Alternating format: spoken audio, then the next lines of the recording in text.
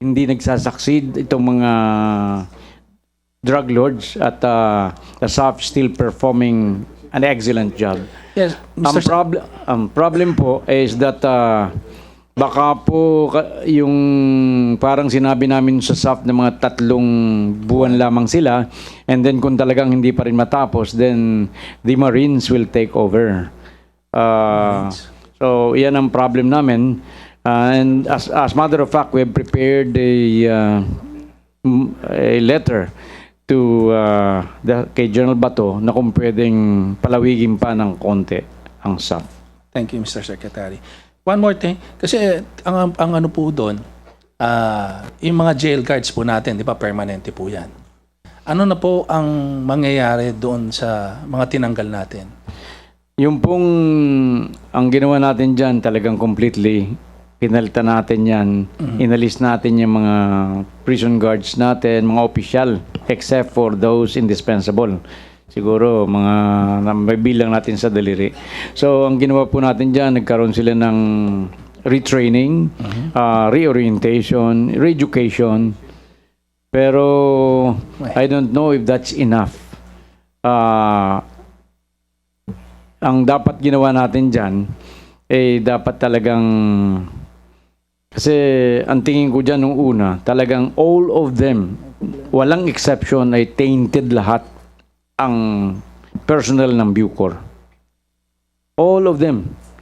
At lahat ng aspect ng buhay sa loob ng Bilibid, lahat po pinagkikitaan, lahat mga korap. Kaya sa aking paningin, ay ang Bucor ang pinakamasamang agency ng gobyerno. Ngayon, hopefully, that with the help of SAF ay nagiging iba na sila. And as we saw kanina sa kanilang video presentation, but yung problem namin is that they are being protected, itong mga prison guards na ito ay protected by the civil service. Meron pong mga term ng office yan, kaya hindi natin mapapalitan. Pero the ideal would be, dapat ni-rotate yan doon sa iba't ibang colony. 7 po itong colony ng National Bilibid Prison. Kaya parang nangyari dyan, binilik din natin eh. Correct. So, hanggat mayroong konting, o kung hindi ko malaman kung gano'ng konti na pinagkikitaan through illegal drugs, nasanay na pong maging korap yung mga yan eh. Paano po, Secretary, ang ating pong magiging solusyon po dyan? Kung tayo may agam-agam, ultimo, pag tinanggal na po natin ang SAF dyan, di ba? Hindi yun nila mandato yan na magbantay talaga dyan. Tama po, tama. Papasukan natin ng army o military. Pero hanggang kailan din hindi rin po pwede sila dyan. Kaya nga talaga ang kinakailangan yun, the use of cell phone and other communication equipment by this inmate should be completely stopped. If you completely stop the use of cell phones, completely stop din ang illegal drug trade dyan. Mr. Secretary, paano kung nakakapasok din talaga, diba? Dahil sa mga jail guard natin. Yun nga po nung una. Kasi nung una, meron tayong mga katulad nung sa airport, meron tayong mga x-ray machine. Hindi ginagamit. Hindi ginagamit. And yung mga bisita natin, tulad nung sinabi nung SAF kanina, dire-diretso yun hanggang sa cell. Hanggang sa cell doon ng mga kwan. But I think this has been changed. And maraming pinagkikitaan dyan, at katulad nga nung kinikwento ko around mga 3 weeks ago, doon nila pinadaan naman sa hospital. At yun nga ang isang office ng isang doktor, nakuna ng isang nakatagong cellphone with 60,000 pesos beside it. Kaya yun ang problema natin, na talagang very ingenious itong mga ating mga high profile inmates. At siguro kaya marami silang nagkakasikit, kunwari nagpapa-assign doon sa hospital para makakuha sila ng new cellphones. Thank you, Mr. Secretary. Sana lang suggest ko lang sana kung meron tayong short term, long term, talagang yung reforms talaga, kasi nakakatakot to di ba? Iikot lang na iikot tayo, di ba? Ngayon, at least ang presidente talagang iba yung kanya pong paglaban sa droga. So makikita po natin yun doon. So sana dito, once and for all, kasi kung may agam-agam din tayo sa mga tao po natin dyan, Wala rin nung mangyayari. Pagkaalis nyo lang din, babalik lang din ho lahat yan. Tama po yun, pero ngayon, mga 10% na lang natitira. Hopefully, kung matutuloy yung ating kwan, although mahalang price tag, itong ating new Bilibid building na i-auction sa Nueva Ecija, but napakalaki ng price tag, 50 million initial expense natin, billion pala. Initial, sabi ni Secretary Dominguez, saan tayo kukuha ng more than $1,000? $1 million. $1 million. At, pero I don't know kung anong magiging final decision ng mga economic team natin. Gawa ng naka-schedule yan for bidding, for the opening the bids on November 25, 2016. Thank you, Mr. Secretary. That's all. Thank you, Vice Chair. Mr. Chairman, people will proceed. That is in relation to that proposed public bidding of the proposed Bilibid, that transfer at the Nueva Ecija. That was taken up during the 16th Congress. And as you said, our Secretary of Finance is thinking on where to get the funds. Isn't it that that is under our PPP project? It's public-private partnership. So therefore, there is no immediate cash out in the implementation of the project. Opo, totoo po yun. Under PPP yan. Pero hindi malaman nila kung saan kukuha ng pambayad dyan eh. Hindi naman kumikita yung building ng Bilibid. Okay. Hindi katulad yan ng mga LRT natin na talagang mayroong pagkikitaan. Yeah, but the payment there will be some sort of staggered. Yung pong 50 billion,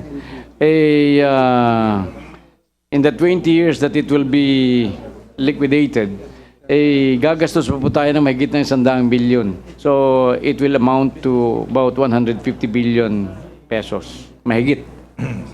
Kaya ganun kalaki ang sinasabi nila. Kaya ngayon, ang sinasabi nitong mga economic managers natin, na instead na ganun kalaki ang gastusin dyan sa Nueva Ecija, i-improve na lang natin itong New Bilibid. Magtayo tayo ng mga building dun sa six other places where there is penitentiary, farm penitentiary, at baka mas malaking kamurahan po. So yun, I think yun ang pinag-aaralan nila eh. Okay, thank you very much, Mr. Thank Secretary. you. Now, before, I would just like to announce that we will continue tomorrow, but we will transfer venue Macalintal and Aquino Hall in the second floor of South Wing Annex, 9:30 also tomorrow. So now we recognize Congressman Ron Salong. Thank you very much, Mr. Chair. May mga ilang katanungan lang po ako dahil marami doon sa mga itatanong ko dapat ay natanong na rin at nasagot na. Una muna, gusto ko munang tanungin yung tatlo, sina Herbert Culanco, sina Magleo, Rodolfo Magleo, at saka si Director Rafael Ragos. Magkano lahat ang naibigay po ninyo kay Secretary de Lima? Ako muna. Sir, Sige po. ako po, lumalabas, 10M po yun. So 10M dalawang beses. Opo. Okay, tigpa 5 million. Si Mr. Magleo. Ang may abot lang namin ng aking partner na inmate leader, Your Honor, ay 3,000 plus 4,000 plus 6,000 at tinanggal na kami, Your Honor, as inmate leader dahil hindi namin ma-meet ang quota na 50,000 a week, Your Honor.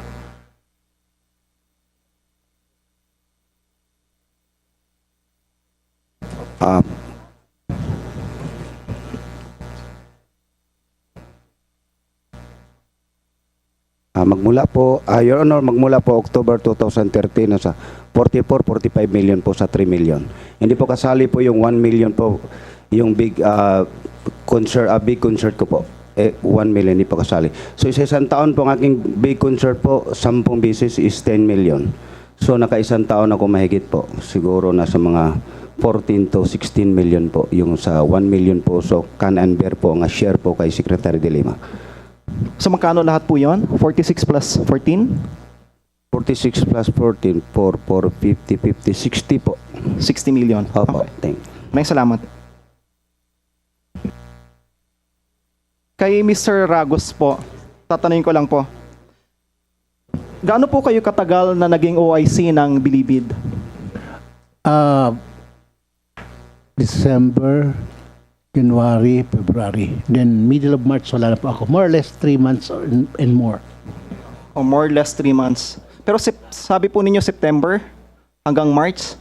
No, end of November. So it's End November. December, January, February, then middle of March. That's 3.5 more or less. Bago po kayo ma-appoint po roon, paano niyo i-describe gaano kayo kakilala ni Secretary De Lima noon, na senator ngayon? Nagiging, ako ang kanyang naging trusted because I was the deputy director appointed under her term or under the term of Pinoy. Usually, pag may mga bagong upong opisyal, they tend to trust yung mga kanilang in-appoint rather than the old ones na inabutan nila. So, pag meron siyang mga confidential investigations or investigations that are for the consumption of the management or the government or of the DOJ, ako ang kanyang inaatasan. These are investigations that are not really gathering hard facts. This is more of an elicitation, educated guess, kasi nagmamadali po ang management na gamitin ng info. Hindi po ito yung formal investigation. Usually, akong inaatasan niya pag may ganun. So, ibig sabihin, sadyang may trust and confidence sa inyo sa Secretary De Lima. Ganun po ba? Yes, sir. So, ibig sabihin din, dahil kayo ang in-appoint niya as OIC, at the same time, binabanggit ninyo na yung position ninyo ay very crucial o critical yung function ninyo, malapit kayo sa kanya. Tama ho ba? Yes, sir. Ano naman po ang dahilan bakit po kayo tinanggal? Saan po? Na dati po kayong OIC, tapos pinalitan na po kayo pagkatapos. Ayaw kong bigyan ng mali siya, pero ang sabi niya sa akin, kaya ako inalis because ayaw niya akong magtagal sa napakagulong organisasyon. Pero kung nung aking ina-analyze, si Ronnie ang dahilan kaya ako tinanggal because ano siya eh, siya ang namimili eh, kung sino ilalagay eh. Ano yung sa tingin po ninyo na qualification standard ni Ronnie Dayan para Ronnie, manatili kayo? sa qualification ng isang pagkatao, when we see not in the material things or sa education, yung kanyang pagkatao, napakababa ng pagkatao niya. Sa tingin niyo ho ba may relasyon ito doon sa performance o non-performance ninyo, doon sa nadala po ninyo? Kasi kung tinanong ko nga kanina, si Mr. Colanco, umabot ng 60 million ang deliveries. Kayo, mukhang 10 lang. Actually, kasi hindi naman talaga ako makapag-deliver because kabago-bago ko lang. Nung February, parang aid na akong palitan eh. Kasi if you want to enter that kind of trade, you should be staying long para ma-master mo. Hindi naman yung bigla kang pasok na, Please wind up, Your Honor. na ganon. So maraming salamat po sa inyo. Siguro sa pag-wind up ko, isang nakikita ko na word of ano lang siguro, possible recommendation sa ating kagalang-galang na secretary, maaaring i-consider po nila yung isang manifestation na rin, yung ginawa po nila sa Central Park ng New York, kung paano lang na-manage yon. Because I was reading about the management of the Central Park dahil 385 hectares yung kabuuan po noon. And I understand, ang ginawa po nila is to parcel it out into 49 areas, small sub-areas. In order for them, and each sub-area was given specific person to manage. Kung papansin po ninyo, yung mga nakapasyal na po sa Bilibid prisons, lalo na sa maximum, that's 9.6 hectares. Tama po ba yon, Secretary? Si And Mr. Asuncion ang 9.6 hectares yung binabanggit po nila kanina, and roaming around, binanggit nila kanina 16,000 or 20,000 or 24,000, which number do you want to believe? Pero lumalabas po doon, how could you possibly manage 24,000 roaming in one big place? So perhaps isang possible na pwede nilang pag-isipan ni consider is to parcel it out para on each one, kapag may problema doon sa area na yon, pinpointed ka agad, naka-isolated ka agad. That's just one perhaps possible thing to consider. Maraming salamat po, Mr. Chairman. Thank you for that. Please consider the suggestion of Honorable Salo. So,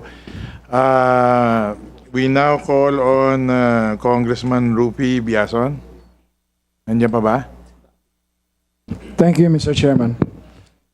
Yeah, my first question goes to Herbert Golanco.